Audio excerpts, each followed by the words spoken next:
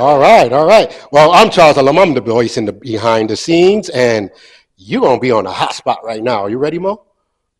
Somewhat, maybe, could be. Okay. So we have questions online as well, and we have audience here now that gave a couple questions, but maybe for the people to see that we do have people in the audience, maybe I ask one of them.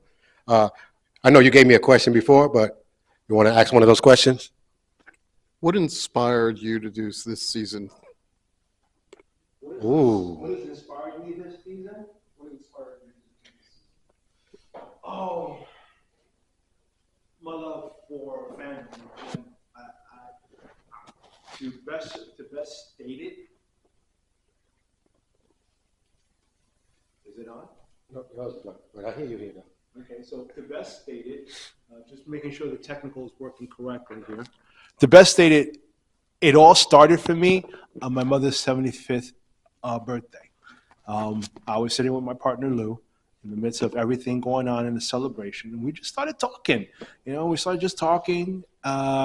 He would throw ideas about a story, Star Wars related, and we would start just talking about stuff. And I said to myself, you know, this would make great for a podcast, just the two of us. And the inspiration from it came from Kevin Smith when he started doing his show, Comic Book Men.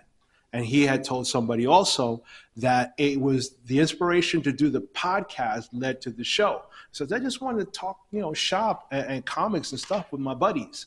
And that's why the four of them are so close.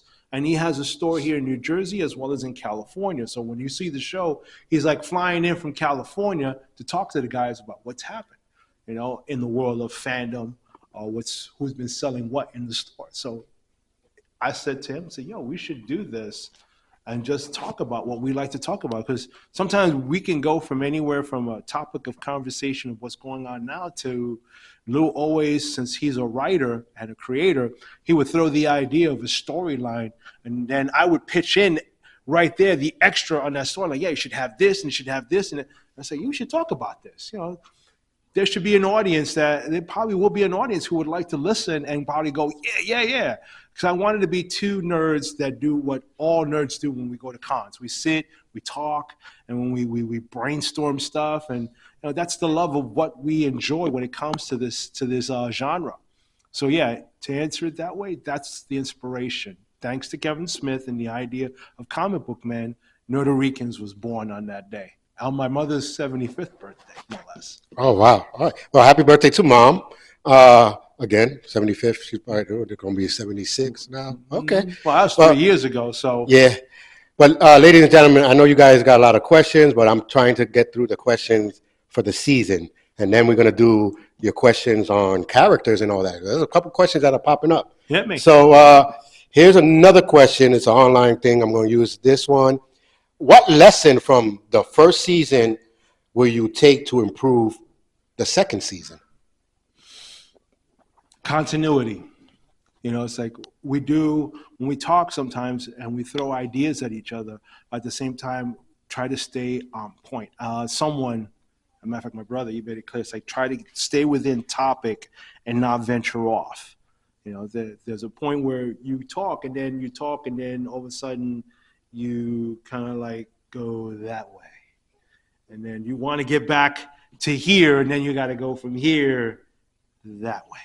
So continuity, staying focused on the topic and just not going off on a rant. I mean, yeah, we could always do a Nerd A Rican rant in a long run, sit there and just rant about something. But we're trying to convey something to an audience, and we want them to see that, in our point of view, we're just two guys who loves the fandom, and this is how we express it.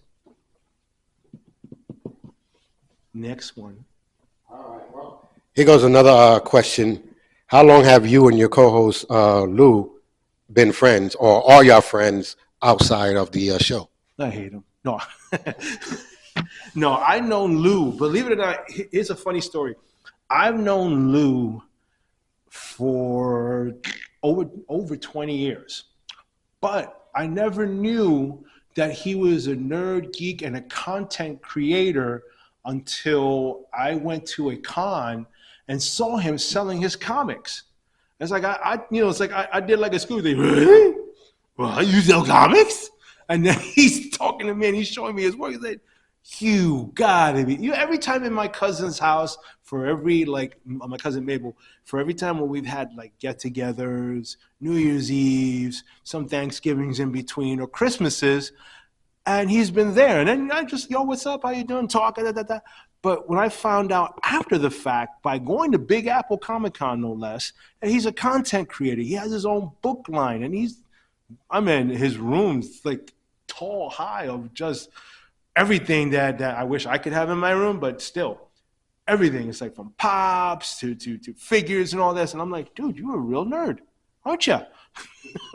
I was like, I found my kindred brother, my lost brother from some mother. I don't know who yet, but still, when I look at it, we've been, from that point forward, it's every time we see each other, we talk. And again, stating back to the first question, on my mother's 75th birthday, we're sitting there. And it's funny because we're talking, and to some people that would be like considered geek or nerd language. Because I knew my cousin Mabel, she stand up and said, they're talking again. They're talking that strange language. I said, no, it's nerd. You just need to listen. And we came across it, and that's why I said, we should have a podcast. And then that's why I told him, say, yeah, we should be like, so what? We're two nerds. We're both Puerto Rican. So yeah, Nerd and Rican, Nerd A Rican. Boom, it's born. From that point, we've been, I said, even more tighter because of that love that we share for fandom. It's like, as him as a content creator, I'm always loving what he's doing next, what story he's bringing forward. And then when we're sitting together and just talking shop, we could do this for hours on end. And people usually look at us, either throw up and run away, or, who knows? All right. And for you guys that are commenting and putting questions on, if we do not get to them, we'll make sure that Mo can answer them after the show. So just keep the comments coming. But we got another comment here. Since you speak about it being a geek and a nerd and all this, do you have a favorite geek? Meaning favorite geek? I guess they mean like it could be anyone, like author, anyone that's a geek person. Definitely. I definitely refer back to what I said before. Kevin Smith. I admire him as both a filmmaker and a storyteller. People know that as far as the Zack Snyder's Batman was concerned, he was involved in the suit creation of that Batman. And I was like, wow. And then he was also directed a couple of episodes of The Flash. So again, until you look at it, and I'm like, wow. And I read through all those episodes, like, wow, those were great episodes. So in essence, he is a nerd and a geek. And probably, like I said, one I respect and admire. Other than him, the only other person that really, like I said, I admire that as well, Nathan Fillion. From for those who don't know, from sci-fi, no, excuse me, not sci-fi, the Serenity film series and Firefly. If you've watched those episodes and you've watched that movie, he's a geek. He's a nerd. I had the pleasure of coming across him at Comic-Con, and and remembering that during my days when I was dealing with cancer, I was watching his shows, Firefly, through and through, and it helped me. It really did help me through those tough moments, in dealing with that. And I told him that, and I said, yeah, my daughter was the one who introduced me to it. And he says, well, he shakes my hand and he says, well, thank you that you're still here with us, and thank your daughter for introducing the show. But after that, I've been a fan of his all the way through, from Firefly to Castle, The Rookie, even his appearances now. Well, one in Guardians of the Galaxy, that scene that he did was absolutely hilarious. And his take on Guy Gardner, which when I saw a picture of what he looked like, I lost it. But he's going to be playing the Green Lantern Guy Gardner in the upcoming Superman film, which we're still waiting for a trailer. Okay, but no, we're not complaining. But yeah, those are the two people I would definitely say that I geek out on and admire extremely. All right, we got two more questions of the inside of Mo and Lou. Okay. Before we go to the show questions. But I have one question here. Did you enjoy doing this? But I want to add a little bit of it. If you did enjoy, what part of it was the best enjoyment of doing this season? Every time we sat down, I think I told this to you one time. It's like every time we did an online or we're in the studio, and I get excited because it's like during the week I look and see what's going on in the world of fandom more than I ever do, and I take notes and I now pay more attention. Because following some of these other YouTubers and how they do their interviewing or how they search for a story and bring the story to life, I've now paid a lot more attention to. So it's like, it makes it more interesting. I get a different perspective and understanding. So that's one part that I geek out on. Then the second part is like when I sit here and it's like about 30 seconds before we get to go on and then when we're online and then you put on our intro music. Like the first time I heard our intro music, I was already jazzed. I was like a little kid, like, yeah, I'm ready for this. So yeah, it gets me excited to sit here, to talk to the fans, those who listen, and being helping produce and working on this show, because I'm learning a lot behind the camera, but I'm also learning more about myself in front of the camera. Because sitting down side by side with someone just on any normal day is one thing, but sitting side by side and then I have you watching us, that makes it even more exciting. Because even though I can't see your reactions until I see it online, but I know you guys are like, oh, yeah, this is what I love. Yeah. I geek out on that. I geek out on that like no other. And that's what I love about doing this show. That's good. And it's lucky that you said something, because the last question is, working side by side, you and Lou, you be together so long. What did you pick up and learn from Lou and vice versa? With Lou, I pick up, and I say this honestly, when he's talking about any particular item in general, when he throws in that, I like to call that monkey wrench storyline, that what if, I pick up on that because it's like I start thinking the what ifs. Like when we're talking about a particular story, I remember it was a Star Wars story. And then he came up with this idea, well, what if the Republic was this? And it's like, wow, wait, what? And for nerds out there who are watching, is at the moment you're talking about anything in the genre and it inverse, in and out. And then somebody throws this what if monkey wrench and you're just like going, what? And then it's either like, no. Vader, no, don't you be hurting my favorite character. Or it's like, yeah, I can see that. Oh my God, and what if this, and then what if that? And then it becomes like, what if? And it becomes a mountain of just, to me, joy. Because you're thinking, you're creating. And for those content creators that know us and see us, I know what you go through. And I love what you do, because I'm not a content creator. I'm just the guy on the other end who will read it, watch it, and love it. And so sitting here, I'm like him, thinking and going, what if this and what if that, and loving that whole creative process that just, you can get lost and enjoy every moment of that ride. So yes, that is what I love working with Lou about, because he brings that to the table and it challenges me to think in that way too. Like if I wanted to create something, I can't now, because I have that what if idea. What if this? What if vampires? What if werewolves? What if heroes? And what if this? And then boom, birth a whole story, and who knows, new genre in horror or fantasy. It'll happen because of that, because of what he brings to the table in that respect. And I love every moment of that. All right. Well, for you guys that are just popping up, this is the Q&A with Mo and Lou. We'll ask a couple questions about Lou.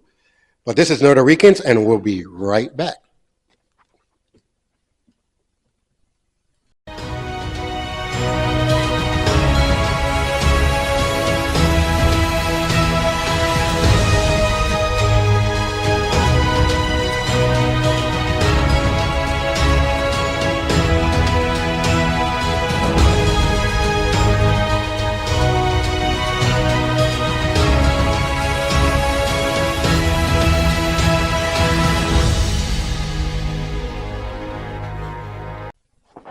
All right, ladies and gentlemen, and welcome back to Nerd A Ricans, and this is the Q&A with Mo.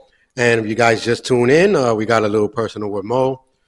We should have put some spotlight on you and put you in the dark room. I don't know. Should have done something, right? Hey. Lawyer. No, oh, okay. I'm already stopping that before All right, lawyer. Yeah, I didn't even get to, where we're going to put you, but you want to throw lawyers. Okay. Uh-huh. All right. Well, we're going to put you on the spotlight because now we have a couple of questions about some shows that you have done and or spoke about. Mm-hmm. So here it goes. Your Honor, I'm asking these questions here today, and we're not in court yet. No, and I don't have a lawyer. All right. So anyway, what X-Men do you want to see in MCU? Ooh, what X-Men's I want to see in the MCU? I mean, I want to see a better version of Cyclops. Two actors. I mean, even though they were okay, still not exactly the same character I've read. And even in the animated version was even better than some of the live action ones they put out. So Cyclops is one. I definitely want to see Mr. Sinister, even though he's a villain and he's stolen a lot of mutant abilities to become what he is. I want to see that Mr. Sinister on the screen. That's another one. Morph. It's like they featured him so much in the animated features, even though I know, wait, I didn't see him in the comic book. What's he doing here? But he became an endearing character in the 90s version of the animated series, and even in the 97 version that they put out. And I'm saying, well, they should make a live action version of him as well. And they should put it out there. Who else from mutants I can think of? I mean, there is one in particular. A better version of Betty Braddock, Psylocke, because the one that was on there, I think it was more for show than anything else, because quite frankly, it's like I was unimpressed from what I've read and watched, Betsy Braddock when she became an X-Men. And I'm looking at this one from, was it the Age of Apocalypse movie? And I'm like, nah, it's not doing it for me. Yeah, no, not good. But I definitely, and I think most fans are going to love this, but I want to see a grown-up Rogue, okay? Rogue. And I'm talking Southern Belle with a Southern accent. Hello, sugar, baby, all of that. What? I want that full grown version. The younger one was, and I'm like, okay, Bryan Singer, your version was okay, not great. And you threw in the white hair after the fact because of this. No. Give me a Rogue. Give us the Rogue that we all love, that we all see. Bring that cartoon, that anime, and put it on the silver screen. Not impossible. Doesn't mean that she has to be, but thing is, she has to be there because, it's the core. It's the core of the X-Men in itself, and you want that in there. Let's see, who else? Who else comes to mind? I said this once. I'm saying it now, and this is in passing conversation. If they bring and they recast, I say, as far as Storm is concerned, I actually wanted to see from Star Trek, Sonequa Martin Green play the part of Storm. I know we had our Halle Berry, but when I looked, the stats are the same. They're both 5'5". But when I look at the goddess of the storm, I see Sonequa Martin Green. And because because of her character as a captain and leading people, because she does wind up leading a faction. She's like the third or second in command, if you look at it from a hierarchy standpoint, when it comes to the X-Men. Sonequa Martin Green, she can pull it off. I have total faith that she can pull that off. So yeah, that's another one I would say mark that in the calendar. And if I'm the first to say it, I've said it. Sonequa, please talk to Marvel. Marvel, please talk to Sonequa. Make this happen. Make it all happen for us. All right. I got two fixing questions, but we're going to go to the one fixing question. Okay. On called Season 1, Episode 9, you spoke about X-Men's 97, and you were talking about the ending of it. So the question that we have here is, how would you have changed the ending? The ending split the groups into two different time points. One of them introducing Cable, and then the other one introducing an apocalypse, but an earlier age of apocalypse before he became someone that wanted to take over the earth.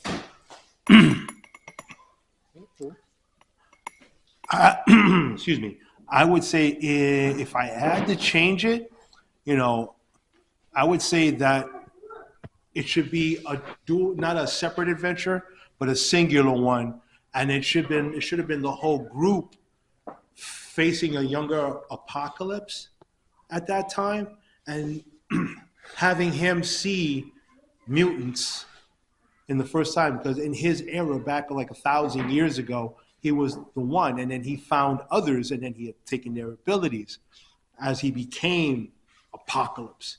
But in that era, they showed he was being hunted for being one. So in essence, if you wanted to change the course of history, change the course of one particular person's mindset, it should have been the whole team there. One, to stop what was happening to him, and hopefully make change so that way, as far as history is concerned, people would respect, honor mutants, not look at them as their as death, control, as someone that's going to take over. No, embrace them for who they are. They're no different than you. They're human. They just have an ability. And at least what Charles dreamed is people working side by side with humans and mutants working side by side to change that future. I would do that instead of just going to where to Cable, but let that be a part two. Like in some ways, where as time is concerned, when they correct something or change it, then it fast forwards them, boom, pulls them, and then all of a sudden they're part of wherever Cable was born at, because he was sent into the future to be saved. So now, as a child, he was there, and he didn't have the techno virus at that point. So they can always retrieve their son. So if I had to change it, I would change it to that kind of storyline. All right, we got another change here. Shoot. I was trying to look up the episode, but how would you fix the last Flash movie? Well, okay. Where do I begin with this? Okay. First of all, as I said many times, follow the source material. The animated version called The Flashpoint it called it for a reason. It called it time ripple. I mean, it showed that when Barry Allen went back to save his mother, caused a ripple effect, and then you had Atlanteans at war with Amazons. Instead of Superman landing in Kansas, he landed in Metropolis and wound up in the hands of the government, just like they found Supergirl in the same way, but except not in Russia, but it was in Metropolis at some sort of black site locked away. Okay, the son was killed instead of the father, and the father became the different Batman. The mother lost her mind, and she became the Joker. Okay, so why couldn't they do that now? I mean, you made a time travel to save your mother, but you didn't really. I mean, what, you brought Zod in as sort of a ripple effect because for some reason now Kal-El is not a part of that history. I mean, I understand that at the time that the studios and removing Cavill and stuff, but if you had to do it right, do it right. Why not give that same idea that the ripple effect is not just saving your mother, but in that cause these things to happen. The ripple in time changed the course of this country to go to war with that country, for this one hero to come out one way instead of the opposite way, and to find Superman in a black site.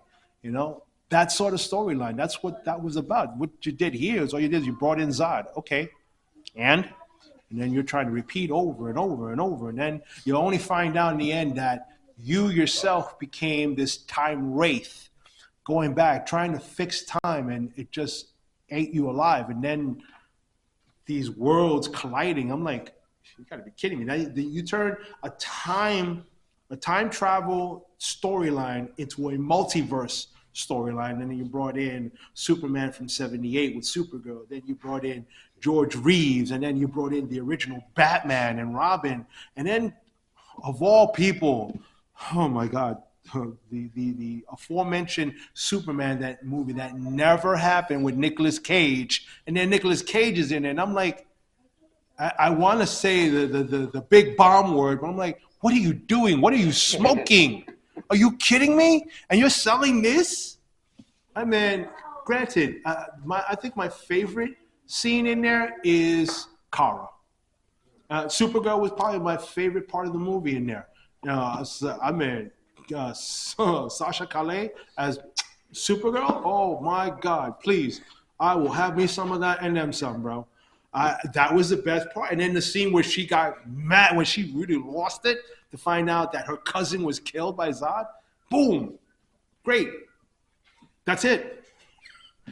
Okay, I mean, give me that portion. I'll deal with that portion. You know, call it a YouTube short, but that's the only YouTube short that I would want to see. And if I had to change it back to its time travel ideal that it had in the first place, both in the comic as well as the animated feature. I mean, come on, how hard is, look at the animated feature. Oh, they did this, they did that, successful. Now translate that. If you want to change a few things, go ahead, you know, but don't change it too drastically. You know, like in my last show, I talked about, you know, source material. It's important because that's what the fans love in the first place. I know you're trying to create something for that an audience, regular audience, to grab on, but trust me, don't treat a regular audience like they're idiots. They're not. Because why? Because they got a lot of nerdy friends like us. They're going to look to us and they say, did that really happen? Story time, quick one. We went to, my entire family, we took an entire row seating. We went to see the Avengers for the first time, okay? And the whole line was there, and I had a bunch of kids in front of me. And I remember so vividly that we enjoyed the film, and then came the end credit when they actually showed the actual villain behind it all. And I'm the only one that goes, Thanos, no. And it's like all eyes went like, what? Even the guys turned around and said, they're doing the Infinity War saga. What's the Infinity War? 6 gemstones of power. And with just 8, he can erase reality. Everyone in it with just a snap. And then the kids in front of me are going, and then like my cousins and family, my brother, they're like, really? Oh, we must watch more. We must watch more. And we did. But it was like that. You stuck with the source material enough. And yes, you blended it and changed it and made it such a wonderful movie that I cannot stop watching. You can put it on now and I'll watch it. I'll enjoy it like I watched it the first time. That's the beauty of storytelling, that you can watch and read something that will capture that inner side of your childhood or inner side of anything that you love so much over and over and over again, and like the first time watching it, always. So that's how I would change The Flash. All right. Well, personally, I agree and disagree with some of the stuff, but we talk about that outside, like we normally do anyway. Uh-huh. But a question here: we noticed that you're a couple of episodes towards the end, you've been outside of the studio. Which one do you prefer, inside or outside of the studio? If it's between the time of June, July, or August, outside. If it was a couple of weeks ago, inside. My hands are defrosting even as we speak from the last time we were outside. I think we were supposed to do 3 shows, and by the second one, I think we are done. Okay, it's like the pond is beginning to freeze in front of me. Even though it was a serene setting and duckies, but now they're looking like frozen statues. And I'm like, dude, I think we should go. And this coat is going to keep me only warm from here on my fingers. I don't feel them anymore. So yeah, if I love the outside, don't get me wrong. We had a fan come across us while we were doing the show. And it's like, oh, is it a podcast? It's like, I was going to say, no, this is not a podcast. This is the show where we're selling goods. I'm selling a jacket. You know, this is QVC. Hello. If you hear Susie, you got about 1 minute to buy this item. So, but the thing is, it was cool to be outside and just, do our thing on the outside. And it was kind of fun having that fan come by and see us. It's like, never would have thought. It's like, wow, here they are. How you doing, bro? But wait, if you act now. No. Exactly. But another question. Episode 32, you were at the Comic-Con. How did it feel to be the first time covering a Comic-Con? Oh, that was kind of a dream come true in a way, because it's like when I thought about Comic-Con coming up, and I was like, and I was always having dreams about what it was going to be like when I walk in there, how I'm going to, camera on hand, me and Lou, and then who we're going to come across, and just pretty much like, the grandeur of it all, because this is Comic-Con, okay? This is the Javits Center. This is huge in any way, and we didn't have a table, so we just took our 2 feet, one camera, and our ingenuity to talk to someone and say, hey, would you like to do an interview? Talk about yourself. Amazingly, from the people that we came across, yeah. I mean, 2 of them were creators that actually worked, that actually knew Lewis and his work, but they were all for it. They were all great. Thank you, all of you, okay? Because you made that very special for us, me particularly, because there was 1 or 2 that said yes, and then when I'm back and I come with Lewis, hey, here's my partner, we're ready to. No, come back another time. It's like, dude, it's just 5 minutes of your time. We're going to talk about your thing that you're trying to sell. So our show, we're going to. No, okay, we'll come back another time. Never. No. I mean, look. I'm already here to talk about what you're selling. So I'm here to help you. I mean, yeah, I'm helping me and my show to bring viewers, but I'm talking about what you're selling. Now, 5 minutes isn't going to kill you. 5 minutes could improve your sales in the long run, even when it's after Comic-Con. So, yes, I had 1 or 2 like that, but the rest were all great. Even the cosplayers, which Louis has been in love with since the very beginning. But they were great. They were great.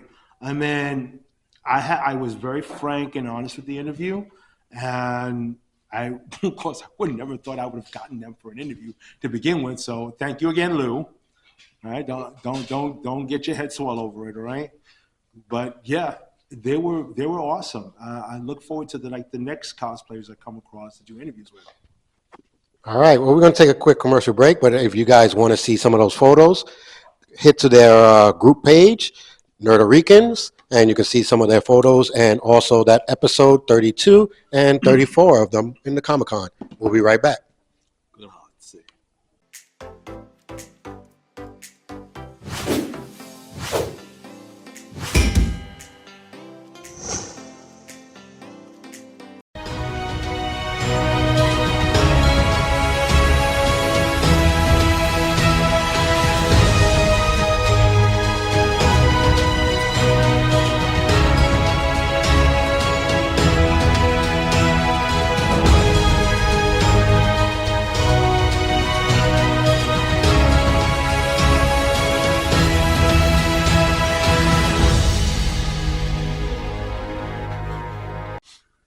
All right, ladies and gentlemen, and we're still in the hot spot with Mo right here on Nerd A Rican's Q&A right now, and this is the ending of season 1. So going to season 2. So again, any of these episodes you can watch on Roku TV, download the LDM Network, click on Nerd A Ricans, and you can see all the episodes from season 1, or you can just go to www.ldmnetwork.net/Nerd A Ricans. Also, check them out on Facebook, Nerd A Ricans. Everything Nerd A Ricans, even in your dreams. But we're going to get into, I don't know why I said that, Mo, but we're just going to go with it. Anyway. I apologize for any nightmares you have occurred because of the word Nerd A Rican. All right, well, we still have a couple of good questions coming up, but we have one from someone that's in the audience. So let me see what, you remember the question? Ask the question. Wait. It was just mainly about what do you think about the new new Marvel movies that's coming out, like Wolverine and Deadpool, and then Venom, and I was also going to ask you another question about like the new AI, like the robots. If you heard about that, like, what do you think about that? Okay, we said a question, not a segment. But anyway, Okay. got any questions? Okay, so to cover the first part of your question, as far as Marvel movies are concerned, I've already watched Deadpool and Wolverine. Thoroughly enjoyed it. Thoroughly enjoyed it because the story was just the way it was supposed to be. You know, it wasn't time travel; it was multiverse. So you get to include a lot of elements. Of course, my favorite part out of them all was seeing the Calvarine, and I remember it because a while back when Cavill left the role of Superman, there was this particular article where somebody had drawn like characters. Like, what if he went to the MCU? Now this was between Justice League, Zack Snyder's Justice League, and before Black Adam. So it was like, what if he joined the MCU? What characters, whatever? And that's when they drew one, and they drew the Calvarine, and he looks exactly like that drawing with the cigar and all. And I mean, of course, there was also this his favorite that was Captain Britain. So see him on the screen. It's like the minute they showed him, the mice, and you see this, I said, "Oh no, that's not Hugh." I mean, yo, he's caught up. I'm not gonna lie, but that is the Calvarine. When he turned around, I was like, "Oh, yes, yes." As a fan, I'm like, "Yes." And when Deadpool says, "Yes, those fuck nuts or whatever nuts." Are not going to treat you the way we're going to treat. It's the truth. I mean, DC, you did it wrong. I mean, you did it the wrong way. And now we at Marvel, and I'm going to say it, at Marvel are definitely going to reap the benefits of your mistakes. And so I'm looking forward to that. As a part of the second part of your question, I think we had talked about it on my last show with AI and bots. Again, AI, as my co-host Will said it, it's a good tool.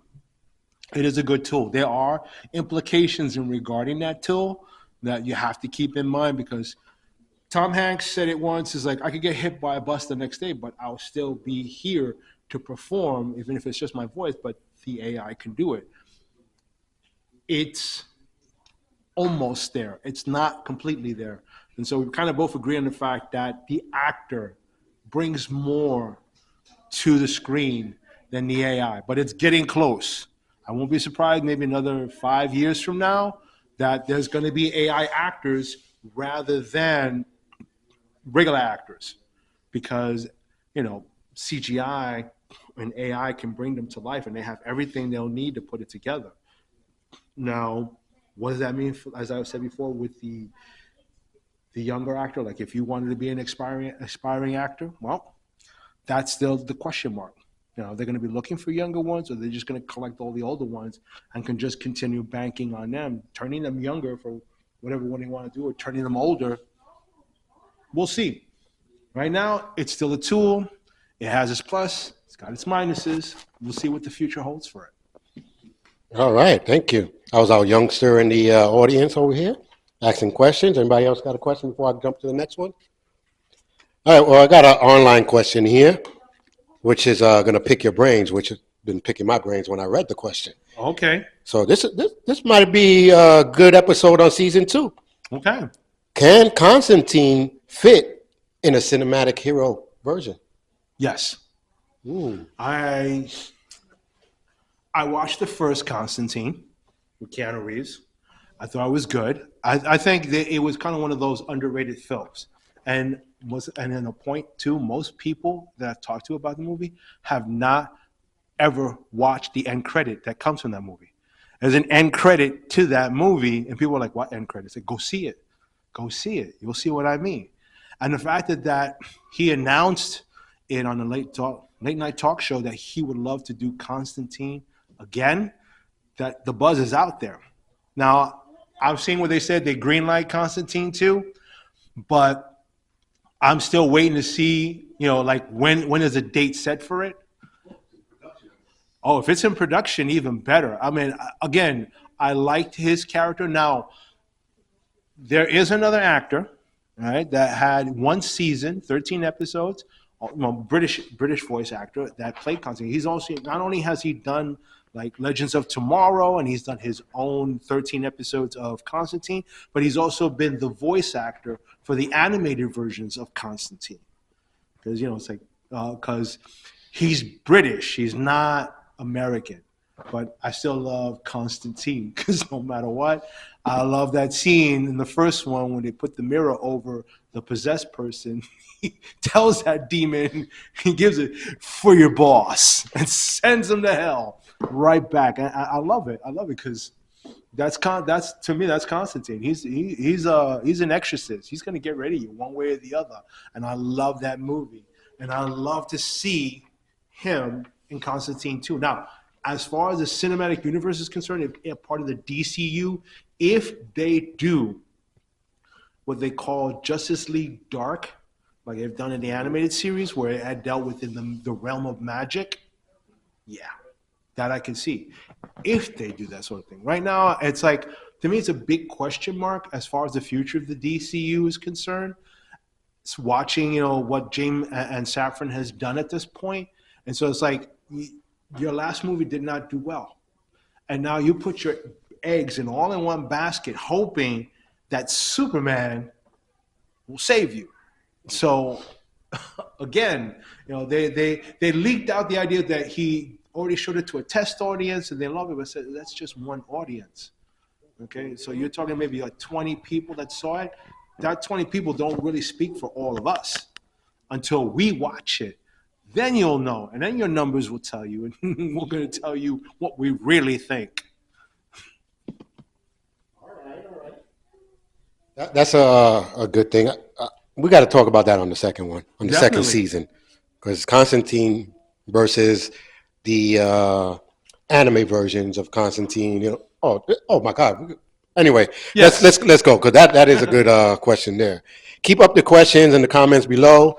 Again, Mo and Lou would answer them as we go. And also, if you are part of the Geekum world, we have Geekum as well. Geekum world that is airing on Tuesdays. And if you're part of Marvel, or even if you have a comic, hit up Mo or Lou. You could probably be a guest on his show as well. So we have good shows here. But we're going to go to another question and then a personal question. Here's another good question here that they threw in. Yep. You and Lou always fighting about Star Wars versus Star Trek. Okay. But here's the question. Shoot. Which one is better villains, Marvel or DC? Ooh. Well, I already know what Lou is. Well, it's not that easy to say because, okay, when we think of villains, right, and we look in the world of Marvel and DC, they're very few or too much. Like, for instance, if I go to Batman and I look at the rogues list of villains that he has, one stands out immediately: Joker. No one's going to forget the Joker. And I will say it, and you can quote me on this: best villain entrance in the cinematic film will be Batman the Dark Knight, right? Period. Him coming in and I thought my jokes were bad. Period. That whole scene in itself with Heath Ledger, God rest your soul. Thank you for what you brought us. But I'm telling you that one alone supersedes Mad Hatter, or the 60s King Tut, Mr. Freeze. Oh, God. There's too much of a long list. But if you go to DC, if you go to Marvel, right, one villain doesn't also stays to one character. It's like, for instance, Thanos was all of the Avengers, all of the Marvel Cinematic Universe against this one guy. Okay, but he stood out as one of those really, really, really messed up villains, maniacal, genocidal, but at the same time, you kind of understood where he was coming from. So if I had to choose, man, I'm going to go with Marvel on this one. Because, again, on this hand, you have a whole row. I mean, each hero has I'm not lying when I say this, probably like 7 to 10 different rogues of villains, but not one became a universal event that everybody had to combine themselves together to go against. I mean, with the exception of the Monitor for the whole Crisis on Infinite Earths, there's not one level. Thanos was that one level. Galactus is that one level. Beyonder was that one level. Everybody combined to go after them. Doctor Doom, everybody goes after him. It's like he's that one that they individually stand out in a way that either you agree at one point what they might be doing, but go, no. We got to stop this nonsense now. We got to stop this nonsense. But those are the kind of villains I like because it becomes one of those things that everybody has to get together for.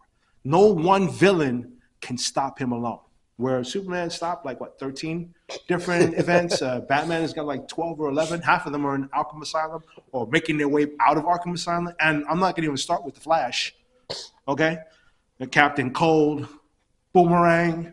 I mean, his one recurring one will always be the Reverse Flash.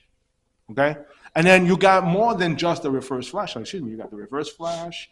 You've got Savitar. Do I need to go on? Because there's a long rogues list, but never one that stands out that everybody has to join forces to take out. So for me, make it Marvel. Marvel? Okay. Yeah. Again, guys, if y'all agree, put that comment up. Or if y'all want DC, let's go. Let's figure that out. Marvel or DC has the best villains. And one of these questions, you had a couple of guests on your show. Which one pretty much stood out that you never thought you would have? My first guest. And the reason why I love my first guest is what they represent and the fact that I messed up their name when I first came on. Because I did a commercial for them, and that's that's Tokyo Bronx, right? And I did a commercial to introduce them. Yay, look for me. Hey, come on board, Nerd A Rican. Season 2, Episode 2. We're going to bring on Tokyo Bronx. And then they're here sitting next to me. And I go, hey, so let's talk about Bronx, Tokyo. And you and the dude's like, wait. I'm like, oh, damn, I messed that up. I said, yeah, I did a boo-boo. Tokyo Bronx is an organization, and I like to say, for nerds, by nerds.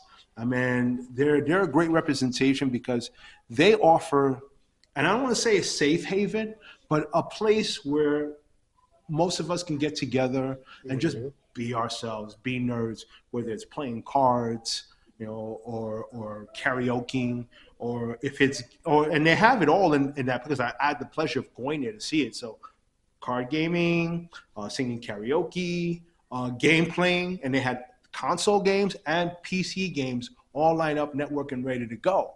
And then plus just hanging out, talking nerd, whether it's an animation, video or movie going on the screen, but that's the safe haven you have. It's like when you walk into a place and you find like-minded people like you that you can sit and commune with. And these are probably people that you don't see that much ever. Like, good example, I think I talked about once in Comic-Con.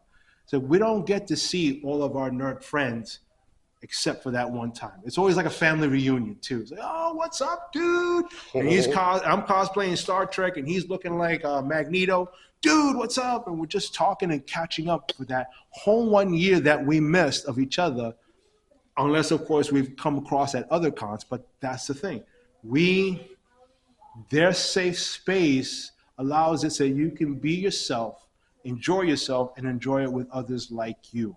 So if I had to put it down, one of my favorite guests was definitely Tokyo Bronx. All right. We got an online question here. Shoot. What can we expect to see next season? Hopefully bigger and more. I mean, not to give too much away, but we're looking at trying to get some newer guests, other guests that are of, how could I say, high literary stature, hopefully maybe entertainment guests as well. So we want to expand and we want to bring in people to talk to and ask questions that all of us geeks and nerds want to know about, whether they're actors playing a certain character or writers who create books and characters in those books that we love, we want to bring them. We definitely want to bring them and want to entertain our audience with hopefully good interviewing, good questioning, more storytelling, hopefully. So that's something to look forward for season 2. All right, the last question of the end of the season is, what is your takeaway from season 1 and for you coming to be a talk show host? One word, wow. Again, this started 3 years ago, my mother's 75th birthday. And I've talked about it and I want, sometimes I try to gather, people's input or try to get what they think about it. And they like the name or they don't like the name, just to gauge about it. And at the same time, watching YouTubers across how they present their shows, how they talk about their shows and what they do, just to give me a sense of what I'm going to do. And then, of course, equipment, which kind of fortunately fell in my lap. So as far as cost of equipment, that's another thing.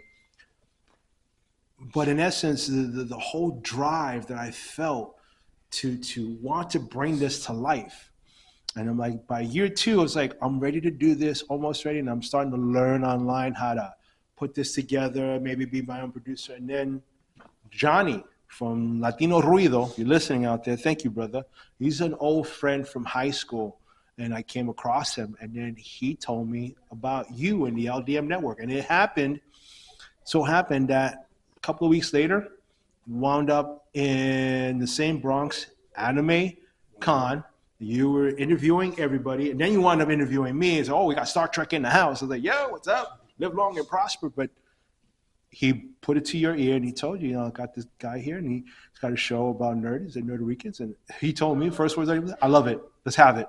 Let's get it.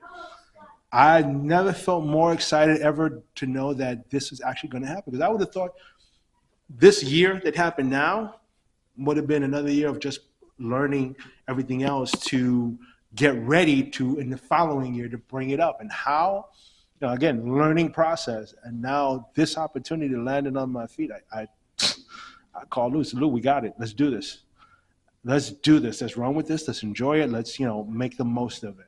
So we don't know it'll ever come again. And I'm not going to look back and say, oh, shoulda, coulda, woulda. No, do it.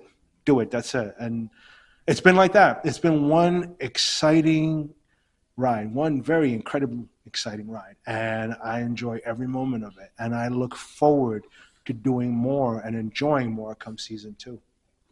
All right. We got about 1 more minute. Your last thoughts? Oh, my last thoughts. I might go on forever with this one, but I'll keep it kind of very simple. If you love being a nerd, if you love what you do, go out and express it. Trust me, you're not alone. And me, no different. I took the time in my life now to search and come across people like-minded like myself who enjoy, being nerds, enjoying the things that we love. Kevin Smith put it best. If it makes me feel like I'm 9 years old again when I was watching Star Wars the first time, keep doing it, because that's the kind of love we want to feel. We want to enjoy that, and we want to come across people that enjoy it just as much as you do, because that's community. And when I joined the Star Trek group, New York City Away Team and USS Growler group, of course, there's Geek Like Rules, and don't forget Starbase 42. Maria, I love you. These groups and these people are like the most awesome bunch of nerds I've ever come across with. It's like being at my family's house, because they're just as nerd as me. But when we're in this group here, we're walking the streets in Starfleet uniforms. We're not getting eyes like, what the hell is that? We're getting eyes like, dude, I like this. I like that. I like this. I like that. And that's the kind of love that, it's like, it took a long time, because in the beginnings of my childhood, it's like you hide from it. It's like I used to wear a big thing, cover myself, go to creation convention, ta-da! And then when it's over, cover up. But then it didn't work in August, because a big long coat and a hot summer day, and you're going into a hotel, alarm bells are ringing, okay? But then coming across these people and They have the same love, and not just a Trek, from Battlestar Galactica, Star Wars, all the genres, comic books and whatever. So one conversation starts off as Trek, ends up in comic books. Again, if this is the kind of thing that you love and you want to enjoy, embrace it. Okay, embrace it. Don't fear it. Don't think anything less of yourself for it. There's nothing wrong with you. You're just loving that which is you. That's all I can say about that. And that's my final thought. All right. Well, this is Nerd A Rican, and this was a season finale, season 2. Check them out, January 2025. Mo and Lou, you can find them on Facebook. We'll see y'all. Live long and prosper.